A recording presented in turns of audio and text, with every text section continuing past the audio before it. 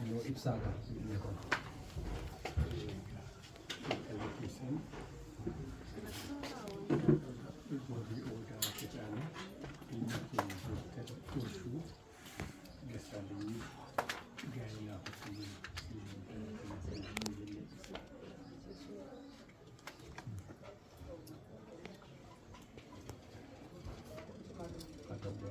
Kada gafin sini teh lagi dia data agak ya soalnya.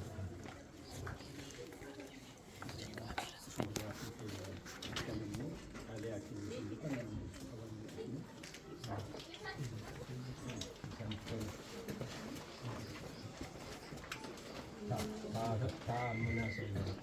Lagi berarti tak.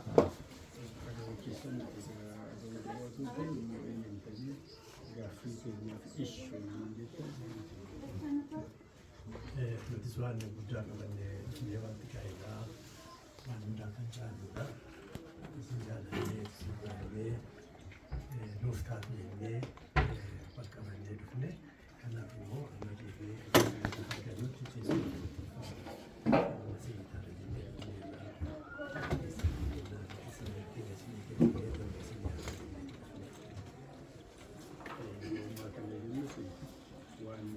qabanni dhufnes jira akkuma aadaatti meeshaa irra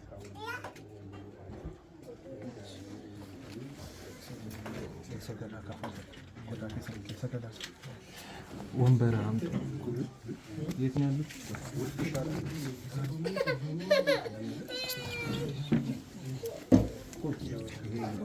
አይ ይሄ ያው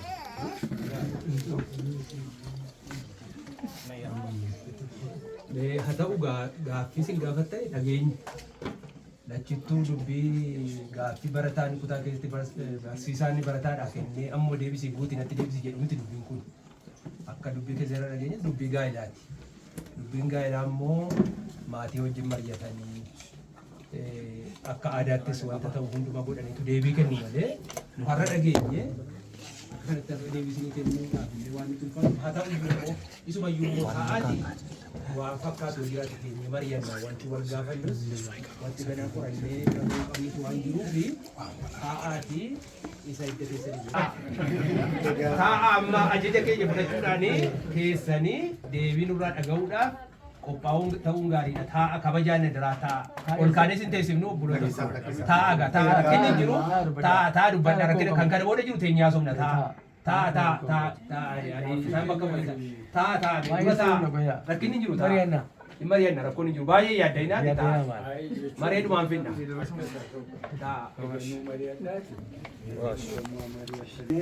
egaa isinis nu teessistanii mari'achuun ijaan taaneef gurra isinii hiluu qabna. Edaan amma maanguddoota akka ta'an kan bakka bu'eenis dhaabataa jira ta'a warreen deebinee dubbataa jirra ta'a malee deebineen hin jiru ta'a asin hin jennera dhageenye ta'a deebii maree booda dhufa. gaaffii keessanii fudhanneerra garuu ibsa sangaafannaa jettanii gaaffii keenya tolee oluu jettanii keenyee ibsa adda addaa mari'achuu dandeenya. Wanti nu gana baruu qabnutu jira gaaffii keessan sana fudhachuu dura waa'ee mucaa hin beeknu. Kanaaf isa kan sin gaafannu teessifneeti ta'a amma yoo egaa callisnee teenya sin ilaalla kana booddee sinis dhaabadhaa nu sin teenye ta'a jenneerra deebii laachuu hin dandeenyu tu waa'ee mucaan bariin waan ta'eef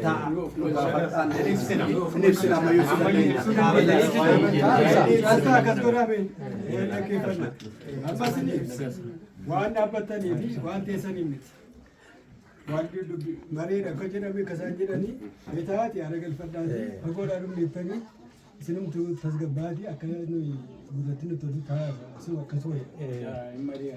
Mari'annee deebii isin kennan jettanii ijaa kanaaf mari'achuun nuun teessistanii mari'attanii ijaa kanaaf gurra isin akkatti mari'annu qabna inni rakkinan qabu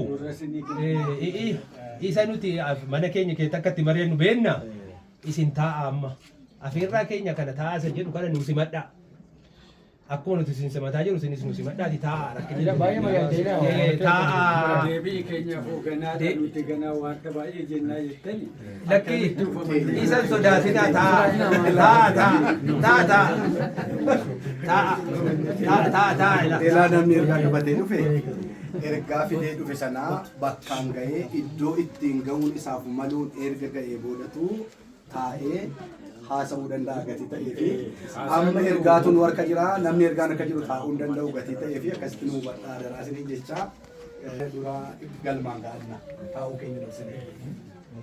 egaa dhaabbiitti gaaffii isin gaafachuutti fuufna ta'uu hin dandeessu sa'aatii sadii dhaabattanii gaaffiidhaaf deebii hin dandeessu kanaa manna fayyaa taa'aatii haasa'uu wayyaa ammas ejjennoon keenya taa'aa waa'ee mucaa sammaa maqaa nu dhooftanii seeraan nutti himuudhaafis nus immoo keessa keenya waan jiru sirriitti tokko lama inni isin gaafachuu fi akka nuti tolutti ofirraa buunee akkasiin wajjin haasa'uu dandeenyutti rakkoon hin jiru gaaffiin keessan deebiillee hin dhabattaniis baay'ee yaadda'ina maaliif yoo karaa qajeelaan dhuftanii harka ulfaataan deebitu yoo gaaffii deebii quubsaa nuti kennitan jechuudha. Shantamaaf tokko argannaan darbuun jira qormaata miti yaadda'ina yoo 50 plus 1 argannaan inuma dabartu ishee argachuuf qophaa'aa ta'a.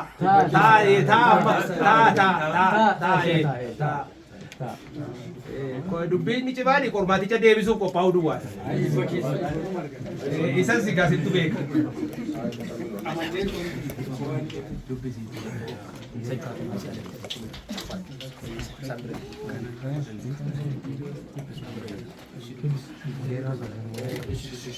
Mee dhalaa isin fiddanii dhuftani mee nuufa dubbisanu isa sin dhageenya mee keessa isa fin dubbattanii ala waan haaraa yoo qabate tarii gaaffii keenyaaf deebii tokko tokkotti arganna.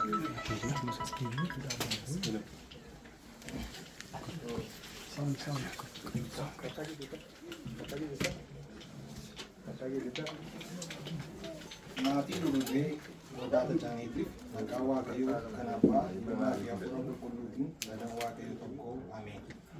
Gaa'illi hunduma biratti ulfina qabeessa haa ta'u. Gaa'illis hin xureeffamin. Gara Ibroomotaa boqonnaa 13 lakkoofsa 4.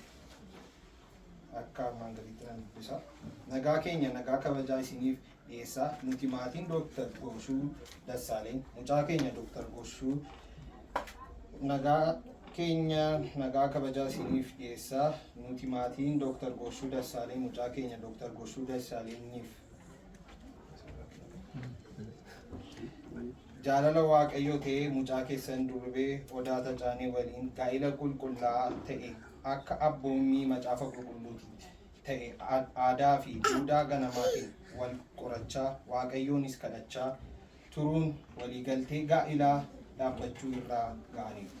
Haa ta'u malee akkuma jalqaba irratti caqasuuf yaalleetti gaa'illi seera qabeessaa kun kan milkaa'u yoo isin maatiin obbolootiin firootni heeyyamtanidha. Kanaaf nuti maatiin Dooktar Goshuu guyyaa har'aa kanatti maanguddootaa fi abbootii amantaa ergaa keenya kana fuudhanii dhufan kana akka aadaa keenyatti marga jiidhaa qabachiifnee naqata guuttannee akka amantaa keenyatti immoo dubbii sagalee Waaqayyoo fudhannee fedha keessan gaafachuu erganneera. Kanaaf isinis gaaffii keenya kana maatiif firoottan maratti firummaa mucaa keenya Dooktar Goshuu akka simattan jechuun jaalala gooftaatiin isin gaafanneera.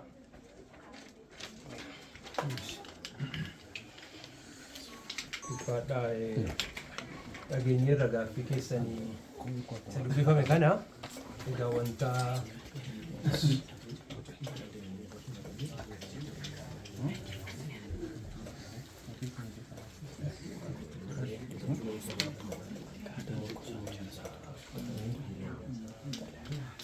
egaa waa tokko Dooktara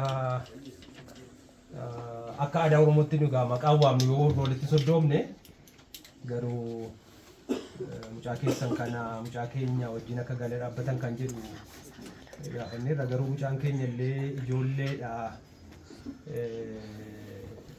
Inni kan keessanii kun tokkoffaa umurii isaa baruu barbaadna.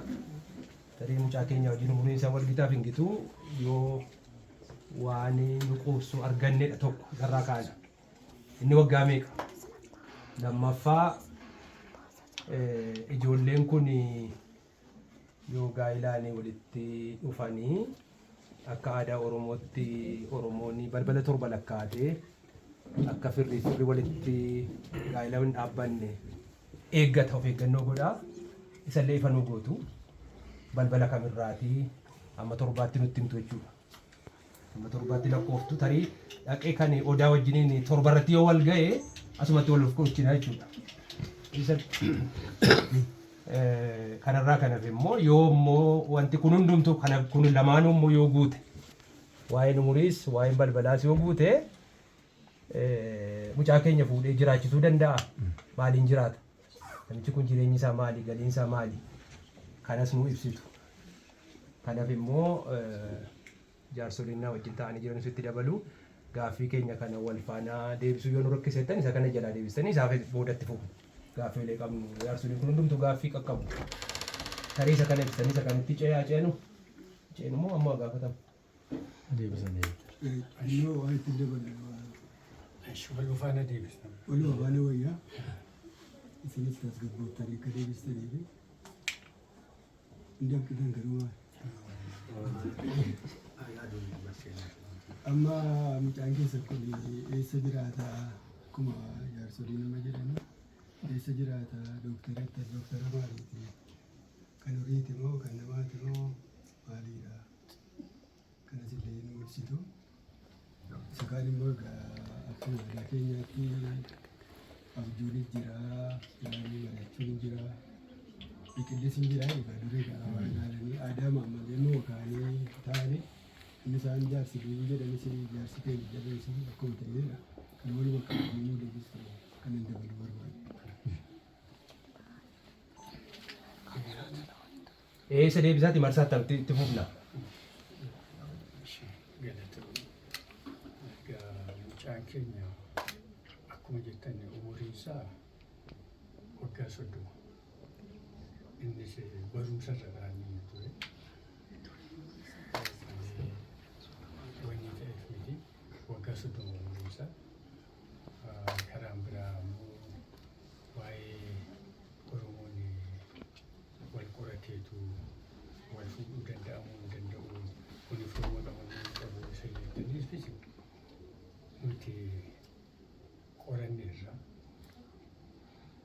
innis qorateera qoranneetu warra wal fuudhuu dandeenyu warra firuumaan waliin qaqqabne ta'uusaa addaan baafannee bira geenyeerra.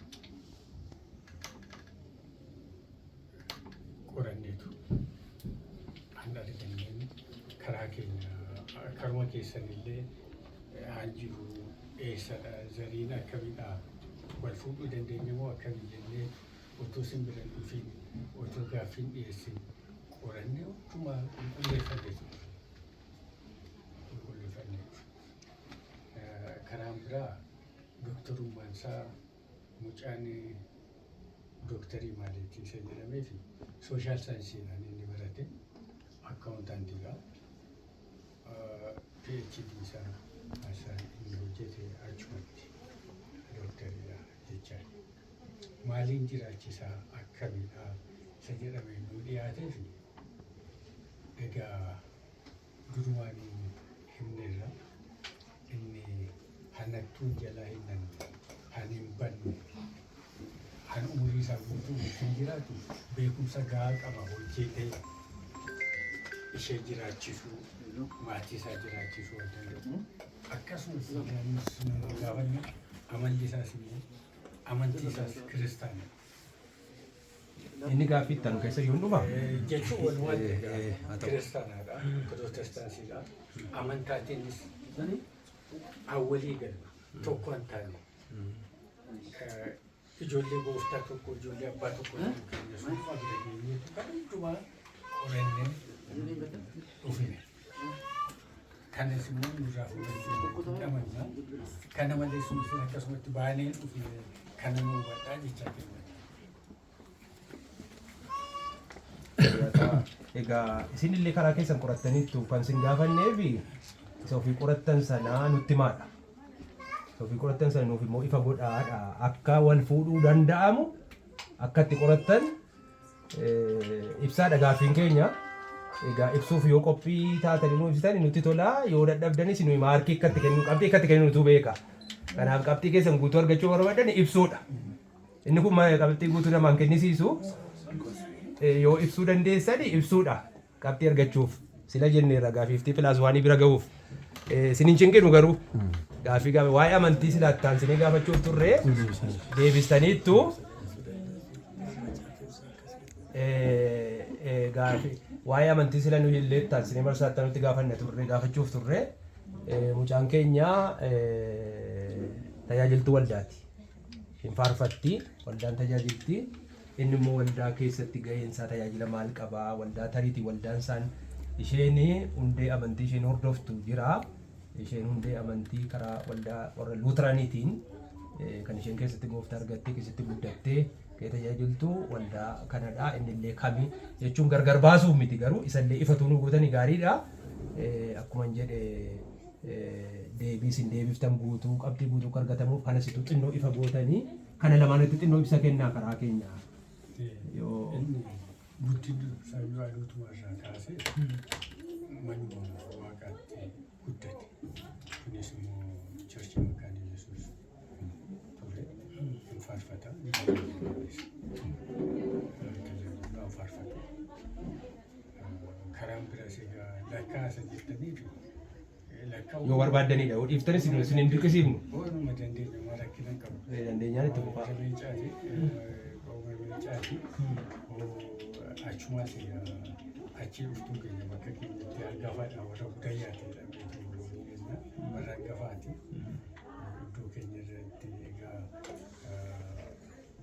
wanni bal'isnee otoo abaluu otoo jenneeti baay'isnee hojjedha inni gochuun Dassaalenyi nama eessuma isaati garbaaba gochuu waaqayyo diimaa horroo jedhamee akkasumatti baay'ee deemu.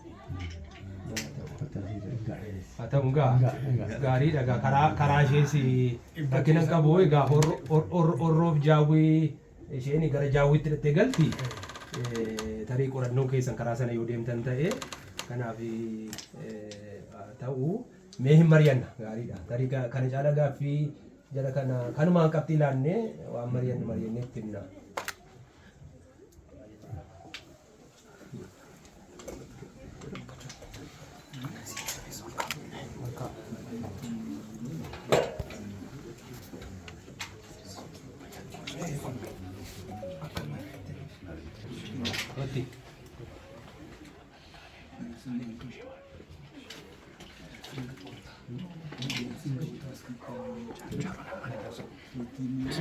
Yesooni kun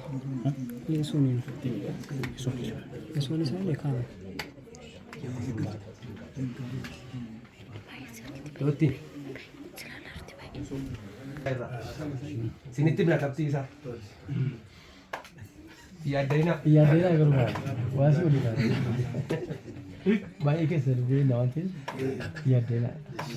Deebitanii dhaabachuun keessatti hin dhabne deebitanii dhaabachuun keessa hin dhabne.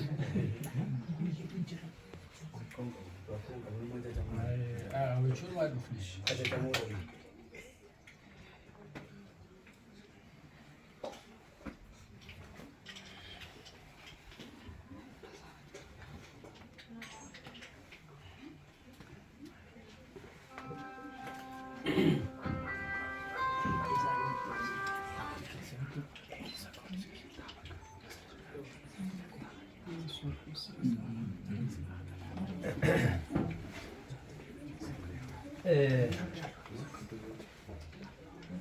haa ta'u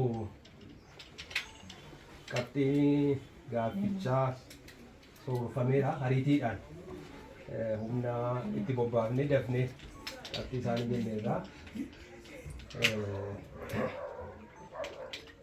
qabxiin sun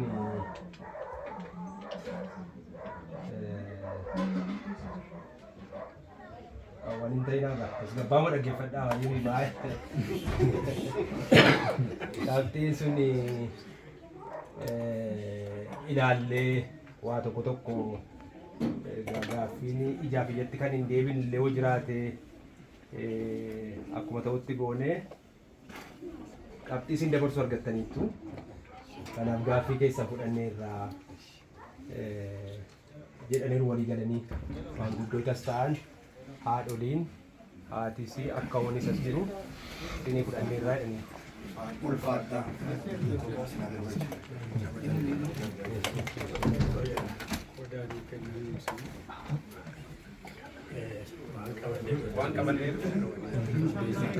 Terabeza udah bisa terabeza tidak ada nih terabeza tidak dapat bal-bal nggak bisa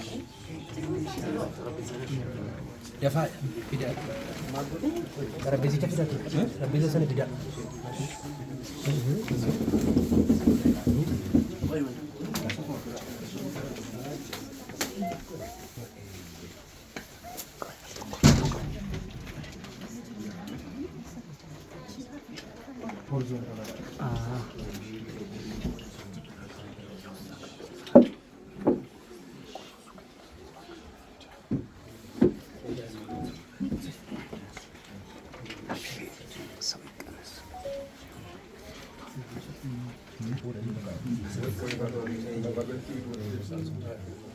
bal-balan tidak bisa bal-balan totin balan cuci bal